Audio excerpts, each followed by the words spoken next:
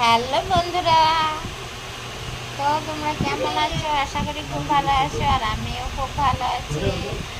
তো দেখো, আমি একটু এখন শুয়ে পড়েছি, অনেক আলামালা হয়ে গেছি। যেহেতু কালকে মনসা পুজো ছিল, ওই কারণে উপোস ছিল। আজকে খাওয়া দাওয়ার পর এসেছি। আর এদের দেখো, তোমাদের দাদা ভাই কি করছে? রাধিকাকে এখন পড়াচ্ছে।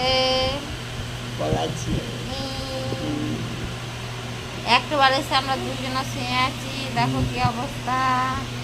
আর এদিকে আমার মেয়েটা পড়াশোনা করছে বাংলায়।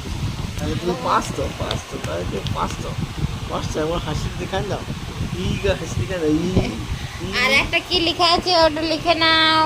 তো দুপুরে ওর হোমওয়ার্কগুলো একটু করে দিচ্ছি, কেননা কালকে সময় পাই না, বিশ্বকর্মা পুজো ছিল, মনসা পুজো ছিল, ওই কারণেই